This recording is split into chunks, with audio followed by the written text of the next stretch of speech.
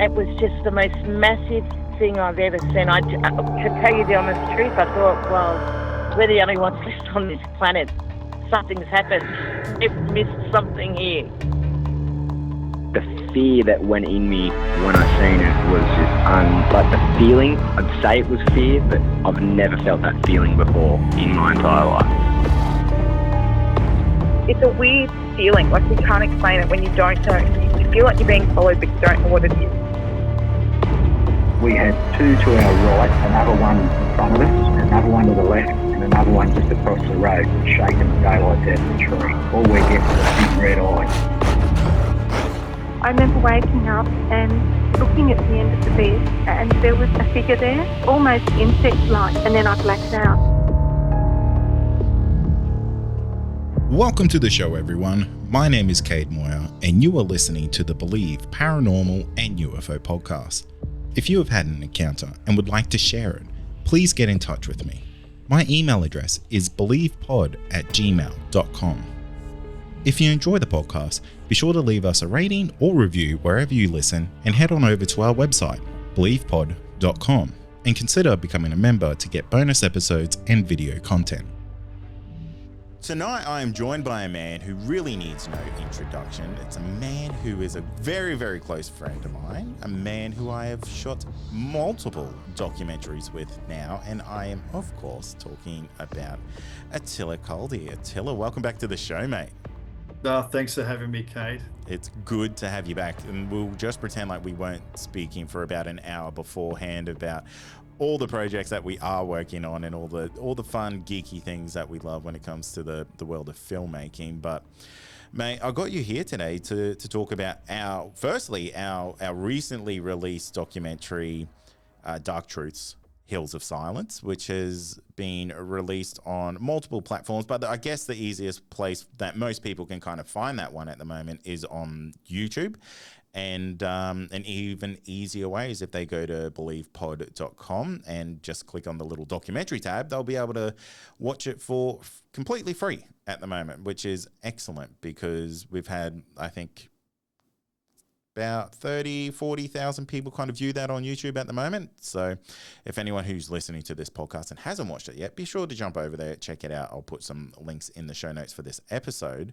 But there's a lot of things that kind of went on that kind of trip that we didn't get the chance to document, because that was my first time doing a documentary, and for you it's kind of another notch in the belt for you, so to say. You're quite the traveled I guess filmmaker. But for myself, that was such an eye-opening experience, because kind of going from behind the mic, which I am now, to out in the field, and I've never done field investigations. It was an absolute eye-opener, that's for sure.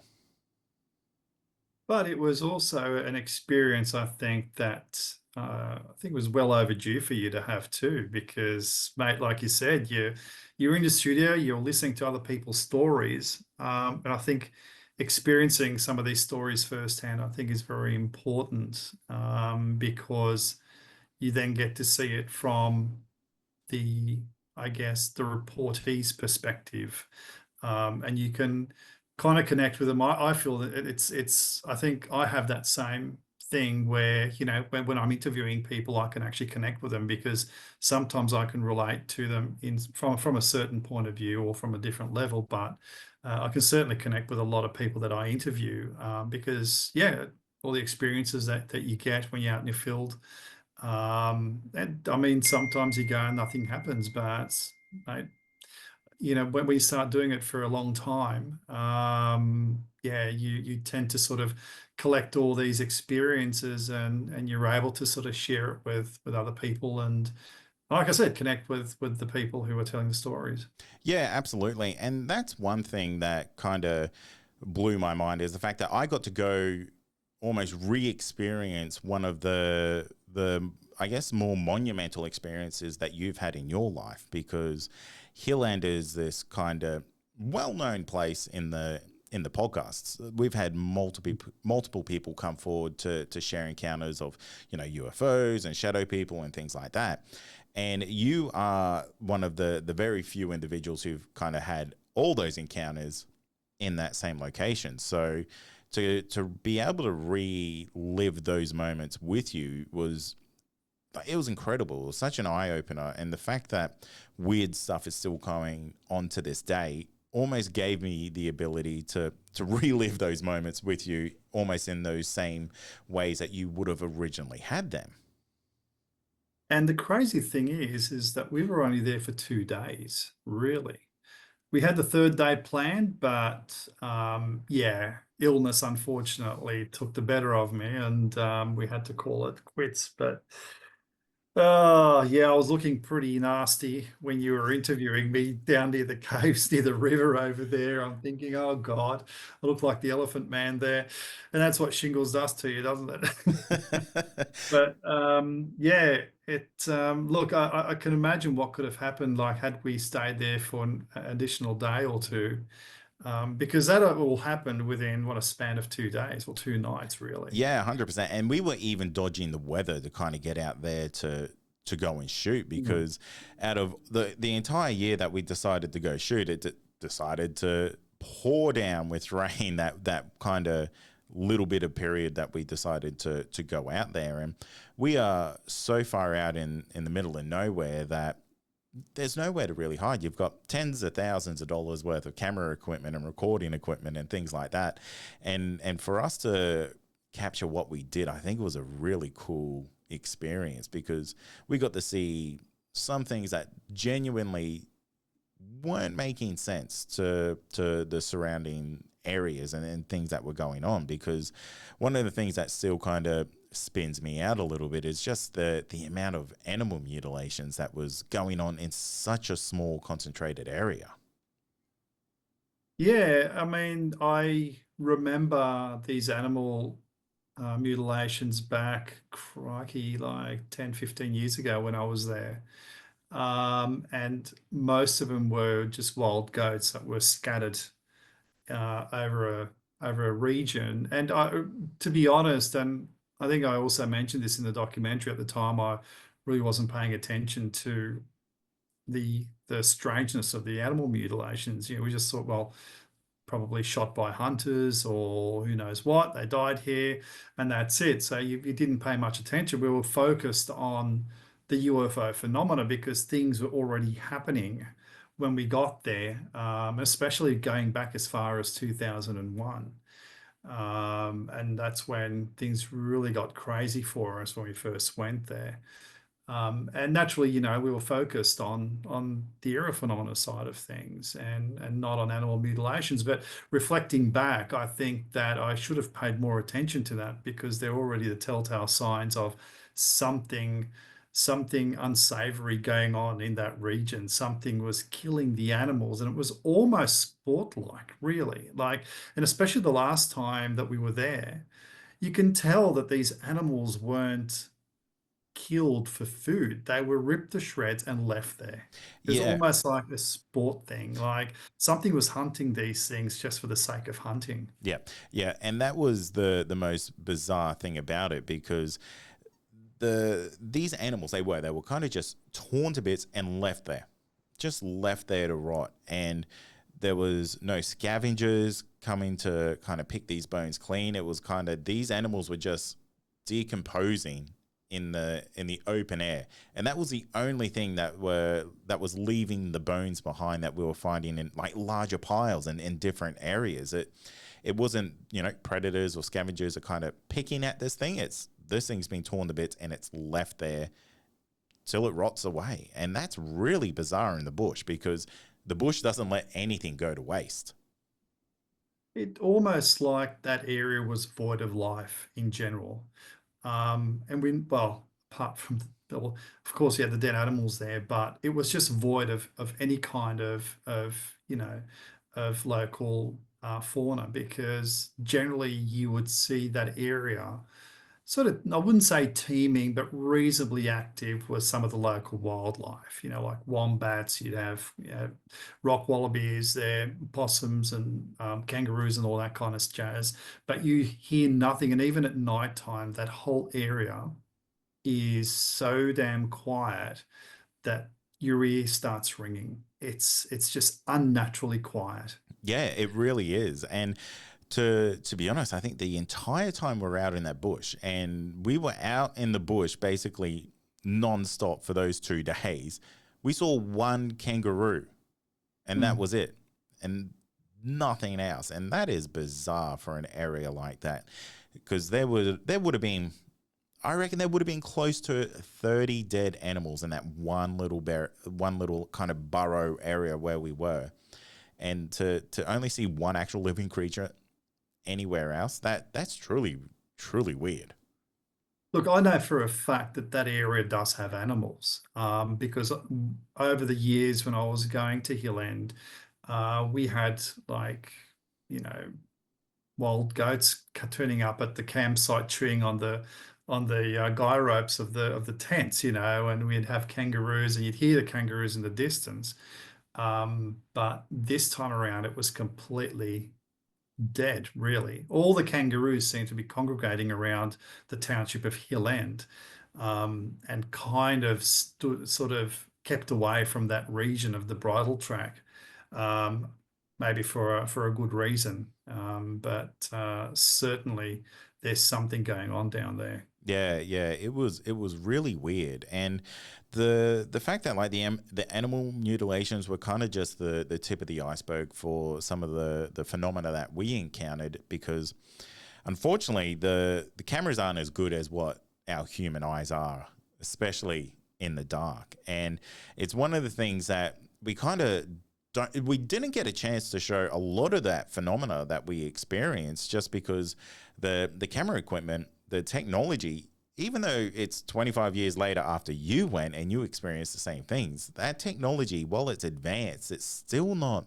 sensitive enough to pick up the things that we were seeing with our own eyes there. Because you and I, we were seeing lights dancing up out of the trees, coming about 30 meters up in the air and kind of just dropping away. And that was kind of happening on and off all the way through this little valley area. And nothing could explain that. They were silent. If they were drones, you would have seen the green, the red lights. You would have heard them because it was so silent out there. But there was absolutely nothing. And we're so far away from anyone else out there that it's a 40-minute drive just to get out there. Absolutely. I think, look, the drone theory, I think we can put that to rest quite comfortably, because the way these things were accelerating up into the sky and going back down, this was done within a second, really.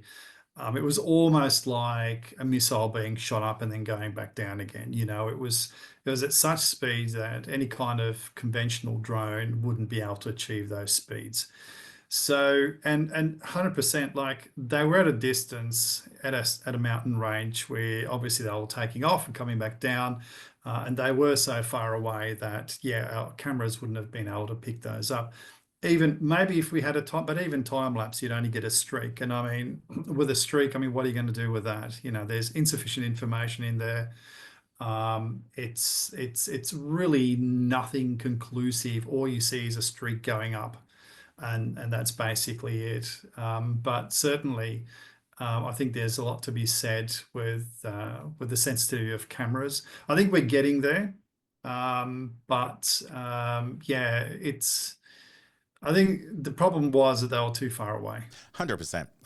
Yeah. And the sensors on the cameras, they can only capture so much information. And then when you put it into that night vision mode, it's kind of trying to catch lightning in a bottle, so to say. And I can understand why people can watch documentaries and things like that and kind of crack their shits and go, guys, you're there, you've got the equipment.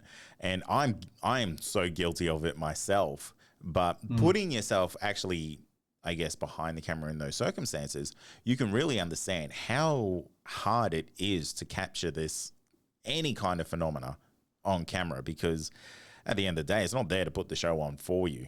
You kind of have to find yourself in that right spot at the right time with the perfect equipment.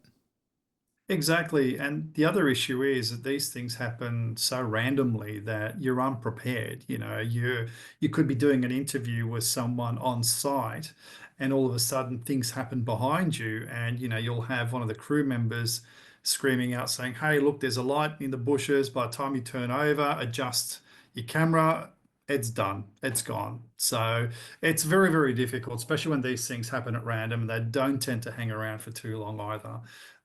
It's funny because you think of aerial phenomena, most of the times they don't hang around for too long. You look at cryptids, most of the times they're going away.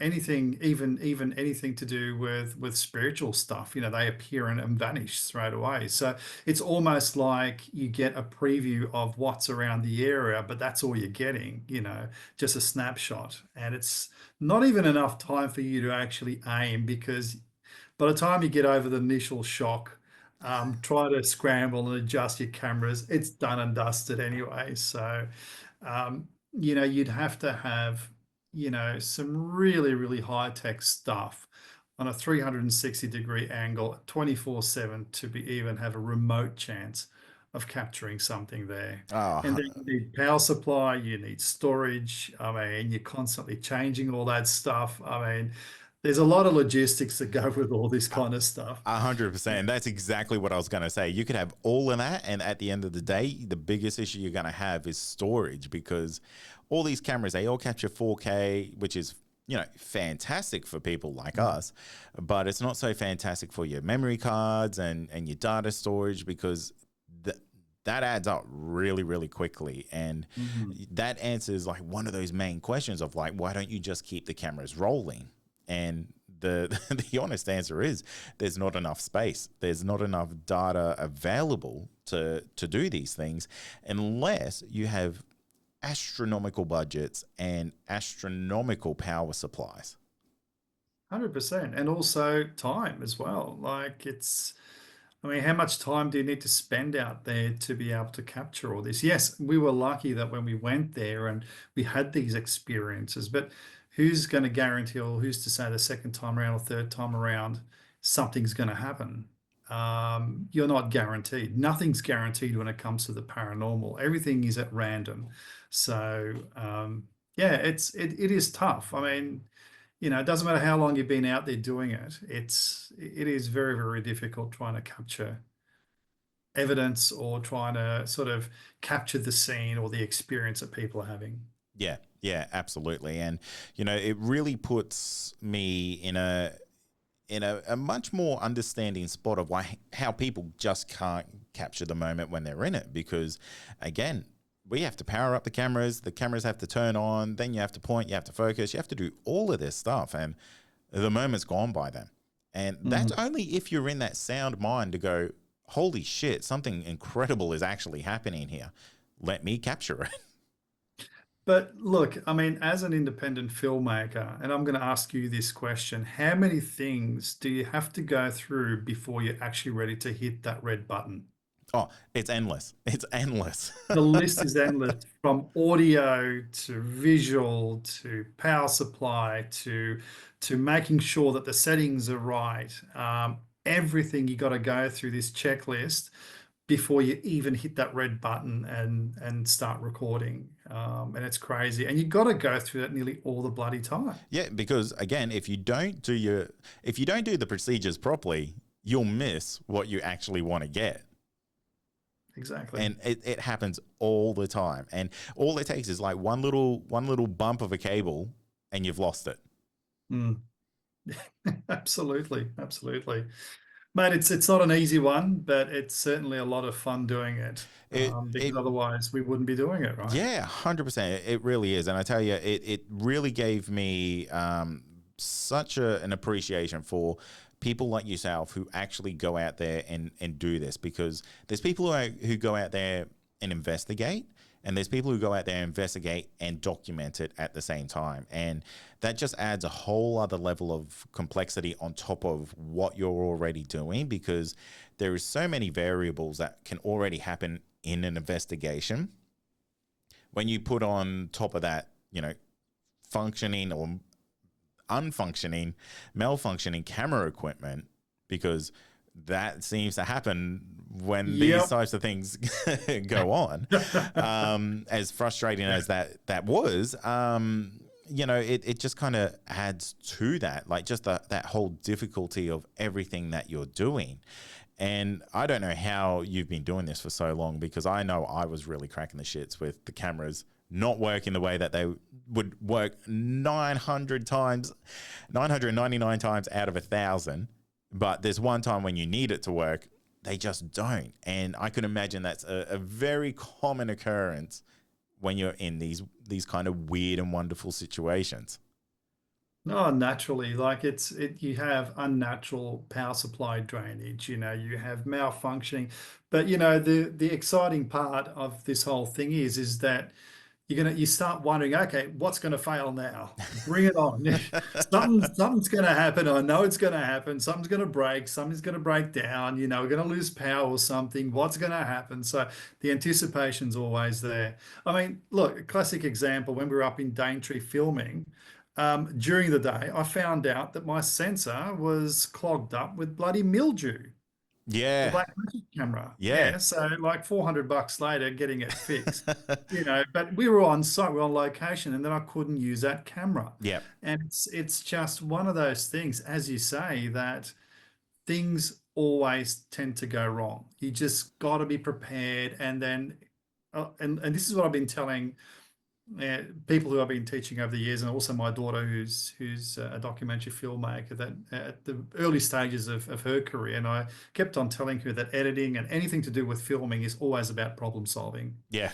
Because when you get to a location, something goes south, you got to know what to do.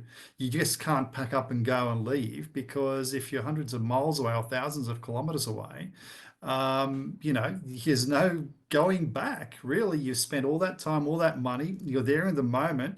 You got to do something, even if it means grabbing your phone and shooting with your phone. You just got to keep going, and compensate later somehow in post production. Try to fix stuff. Yeah. And how often do you hear that? We'll fix it in post, right? So it's a classic phrase that filmmakers use, but it's real, because these things happen all the time. Yeah, and a really good example of this is the Hill End doco. Like, it almost didn't happen in the end because of major weird things happening with the data. Oh yeah, crikey, that's another thing. Yeah, And- losing data. It's incredible. Yeah, a brand new rugged hard drive that I had, and these things are tough as they get, and you wrangle data with these, you can drop them, they just keep going, and this thing just could not. It just actually, it ended up corrupting. Yeah. Because we saved the data on that, and luckily you had a backup version, because otherwise we would have lost all that information, all those files would have been just gone. Yeah, 100%. We got so lucky. It was almost like that whole entire trip was working against us not to get the anything filmed or anything out, because if it wasn't for some like incredibly anal procedures by myself to make sure that some data was saved on a cloud and saved on another hard drive and stuff like that, that whole first doco would not have happened. No, for sure. I mean, it is interesting because there was health issues. In fact, we were planning this much earlier. And then I got a heart attack and ended up having a triple bypass surgery. And then after I recovered from that, we go out and I get shingles. But then we had the weather against us, and then we had this whole corruption of the hard drive happen. It was almost like a curse. Like something was, I think you're right. It was almost like something was putting up this I don't know, this energetic barrier to stop us from actually executing this project. Yeah, it was truly bizarre, because honestly, if that cabin that we were staying at didn't have a Starlink connection, I think we would have really been buggered, because that was one of the saving graces for all our data kind of being saved at the end of the day. And I honestly think it's a small miracle we got out what we did at the end, because when data corrupts, that's the worst nightmare of anyone who's gone out and done any type of filming. Absolutely, because there's no coming back from that. That's the thing. There's absolutely no coming back. Yeah. Yeah, 100%. And you know, the weird things, like they continue, because like you said, we went and we've actually shot the second Dark Truths. So it's all been shot. It's currently starting the editing process of that, and we actually went up to the Daintree. So you came up to my neck of the woods, and this time we went a little bit different with the approach, because we were fortunate enough to be able to have, I think it was about 4 or 5 people come forward with first-hand encounters of the unexplainable, basically in the tropical bush of Australia. It was a very interesting and fascinating experience. Like, talking about jungle warfare, that I think that's what we went through, with all those waterwalls wrapping around our throats and arms and legs, and it was quite an interesting experience. And the ongoing rainfall and the tropical weather was quite interesting. But the experiences that we had out there was amazing. And it was great to have Gary Lynn there with us as well, third member of the team. And I think that yeah, what we went through the Daintree, I think, you know, it was a fascinating experience, and I'm sure we will bring that through in the documentary, because some of the things that we encountered there, I never thought we would encounter again, and lo and behold, we did. Yeah, and just talking about it now, I just got chills just thinking about some of the things that we actually experienced firsthand, because some of the things they were pretty full on. Oh, mate, yeah, and I think in the video you'll see me running from one side of the cabin to the other side, because we were surrounded. Yeah. We were literally surrounded by, all we can say is, what we thought were the hairy men of Daintree. Yep. And these whooping, howling sounds were coming from one end and then from the other end of the cabin. And it was almost like, you know, you're going to stick your head out, sure as eggs, we're going to see one of them standing there. Yeah. Yeah. But we did, but they were getting very, very close. Honestly, I would, as a bet, I would say they were within 5 to 10 meters of the house, because I remember one kind of howly hoop. It sounded so close that I remember saying to you, it is literally right outside that door. Yeah, and we race over there and it's not there anymore. You know, it's just unbelievable. But that area certainly has a collection of different stories of different and strange creatures that people have encountered and witnessed. And it's not just the Dooligal, the hairy man. There's some other cryptids out there that live there that people have actually seen and witnessed. Yeah, 100%, because it's one of these locations where it feels so alive. Everywhere you go, it just feels so full of energy. And there were some places that we just couldn't even get into, that they were completely off limits in an energy sense, that you go down there and it's going to be big trouble. So like a lot of locals, a lot of indigenous kind of gave us some very helpful tips on areas to avoid there. Because again, everywhere you go there, as soon as you step into the bush, you're in a whole other world. Oh, mate, yeah. And not to mention that, you know, if you make a wrong turn and you go face to face with a croc, you know, you're done for. So you can't be too cavalier about it when you're up there. You've got to be very, very careful. But just circling back to that experience in the cabin, where we had the howling coming from one end and then from the other end, it was almost like these creatures were closing in on us. And, you know, contact was imminent. That's what it felt like. Yeah. And then the following day, we decided to explore the hill opposite the cabin. Um, and what we found there was unbelievable. I guess it kind of underlined the fact that what we thought was going on the night before was, in fact, the hairy man. Yeah. Um, Yeah. what were your thoughts on that little discovery that we made up on top of that jungle hill? Yeah.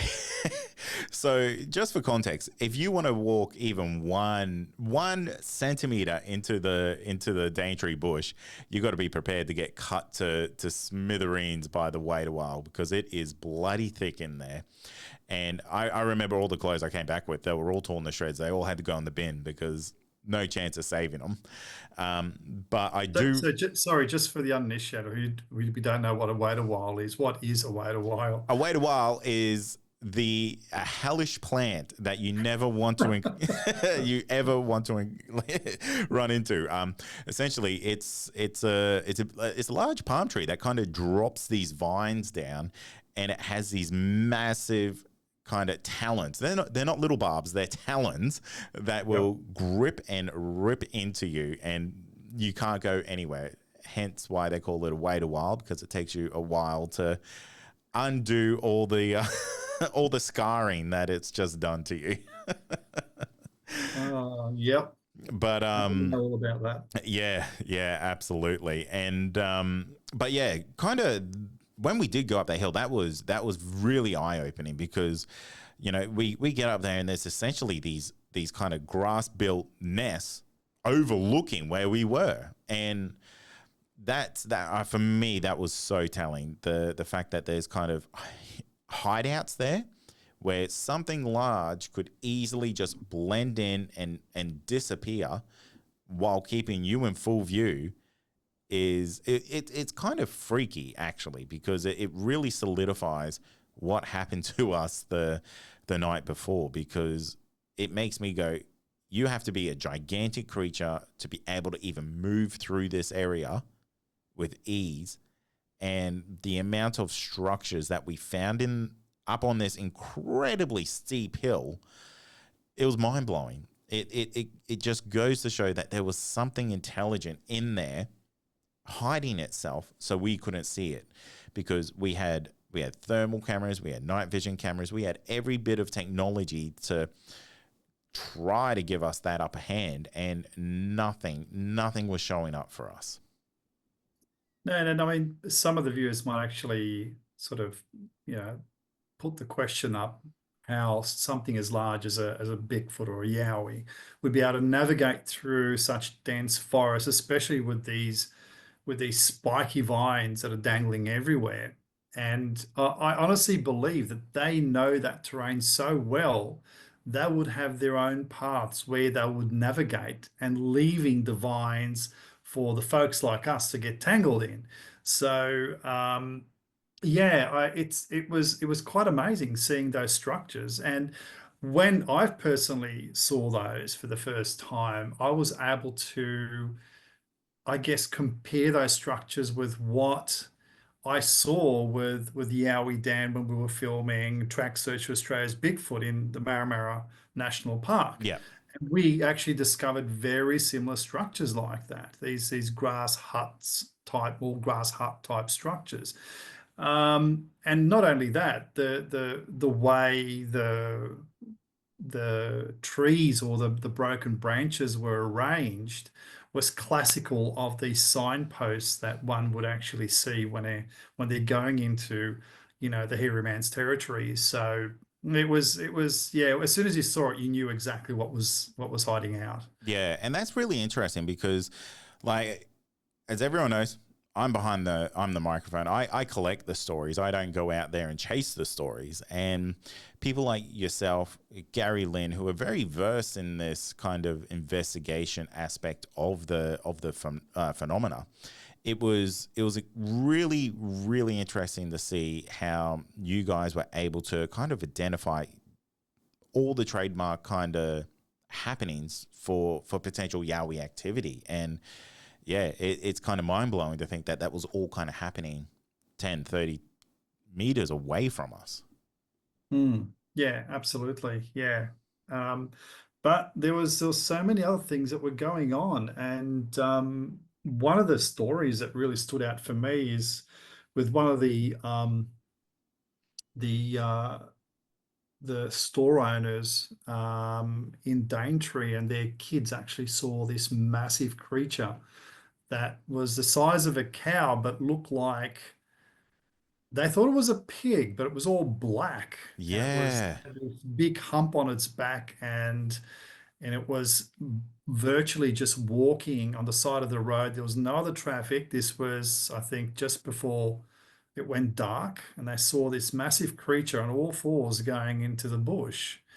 Um, so yeah, wow, it just things like that really raises the eyebrow and makes you think what else is living out there. 100%. And the fact that they actually thought it was a pig that they saw, but the way this young gentleman kept describing it, he was talking to me, and I remember I had to call you both over and kind of go, no, this is something completely different.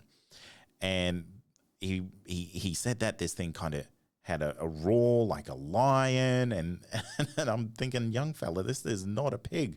Boars don't roar like lions. They'll kind of snout and growl and stuff like that, but they don't have that massive diagram that shakes you. Well, also, I think the way he described the head of this thing was like a hyena, Mm, which starts raising some red flags because I think we all know what it's sort of leading to, and having those creatures out there is especially, yeah, in the Daintree. I mean, what else lives out there? yeah, yeah. You know, when you start throwing Dogman, Yowies, strange creatures in the bush, strange lights in the sky. Like it is such an unbelievable area of activity. You could spend a year, 2 years there exploring, and I feel like you would still barely touch the surface. Oh, absolutely. And one of the other things is that there is also a spiritual element to it. When we were going through the bush there or through the rainforest at night on the boardwalk, we heard this singing, these women singing, and there was nobody around. I mean, that area was nothing but dense forest, which was leading, I think, if you went further on, if you could go further on, I think it led to the river. So, yeah, it was quite interesting to hear that too, because we could just make it out through the recording equipment that we could hear this singing going on. Yeah. And this recording equipment, it's super sensitive. It was so highly sensitive. We had it kind of jacked up to as loud as it can kind of record to. So any kind of microscopic sound that was coming in, it was getting picked up. And yeah, this chanting was kind of, it was eerie in a sense that it kind of felt like you were walking into sacred land essentially. Oh, for sure. 100%, 100%. I wouldn't be surprised that that era would have been some kind of sacred ground. Um, but to be able to hear what we heard yeah, it was incredible. Yeah.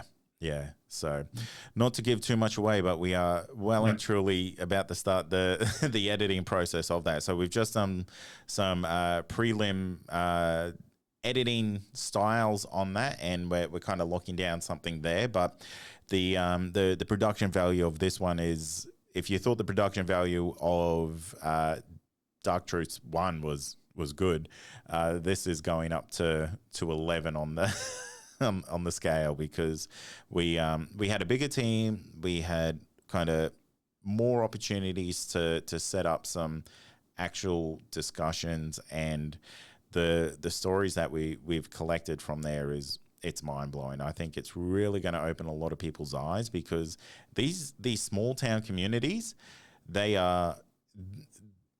It was surprising. They were so supportive of sharing their stories to the world. I think, yeah, look, I'm feel quite privileged to be there and listen to these stories because we all know what small communities are like, and people like to keep especially strange stories to themselves. But coming forward, I think a lot of those people in certain areas up in that part of the world are so accustomed to the high strangeness that, if you approach someone and ask them the question, they won't look at you strangely. They'll just say, "Oh, okay, yeah, you know what? I had this experience, or someone we know had this experience." And classic examples when we went to get coffee. Yeah. Which town was that? Can't remember. That was in the heart of the Daintree. Was that Milton? No, remember? No, not Milton. Sorry. Oh, what was it? No, remember that little caravan? Yeah. Yeah, no, so that was actually just a little offshoot from the Daintree. Daintree, Yeah, yeah. and he basically connected us to a million different people. Yeah, absolutely. And yeah, it was just having a discussion, and they just came forward and started telling us these stories and talking about people who've had things happen on their properties, so they didn't even have to go too far. I even remember the the Airbnb that we booked. The guy learnt that we were doing this type of documentary, and he drove all the way back in to come and talk to us about some weird encounters himself. It just seemed like everyone had a story. Yeah. Yeah, Yeah. everyone had a story. Yeah, so it's a lovely place, and I would highly recommend anyone who's kind of in the North Queensland region, if you are interested in that weird and wonderful aspect of the world, do yourself a favor and absolutely go up to the Daintree, because spend a week there if you can, because it's going to open your mind, especially if you're out there looking for that type of energy. Oh, for sure. Absolutely. But Attila, man, it's been so cool to chat with you again. And you and we can chat for hours and hours and hours about this stuff. It's a creative curse, I guess. But for anyone listening, mate, where can people find what you're working on? Because, you are also working on projects yourself. So is there anything that you kind of want to put out there and share with the world at the moment? Well, at the moment, I'm working on a documentary called Archived, which is a UFO documentary, an Australian UFO doco, that looks into, I guess, some of the older UFO cases. And I'm also working on another one. Not giving too much away on that one, but it's an interesting one because it does involve in a lot of travel into the bush again and filming. So it's kind of focuses on expeditions into the wilderness out this way, and hopefully something will present itself to make it worthwhile. So yeah, got those two working at the moment. In addition, sounds like you got a couple of good things coming out, mate. Well, look, thank you again for your time, mate. It's an absolute pleasure. And for anyone who wants to check out the first doco that Attila and I have put out, jump onto the website believepod.com, and you'll see a little tab at the top there that says documentary. You can jump on there, give it a watch completely free, and let us know what you think of it, good or bad. You got to take the good with the bad when it comes to this stuff. But I think people listening to tonight's episode can kind of get a little bit of an insight to what kind of goes into making a documentary like this. Because for myself, that first one was my first kind of rodeo, and boy, it's a hell of a lot of work, and way more than I thought. So hats off to you for kind of making a whole life around building documentaries. It's a massive achievement to yourself, mate. Thanks very much, mate.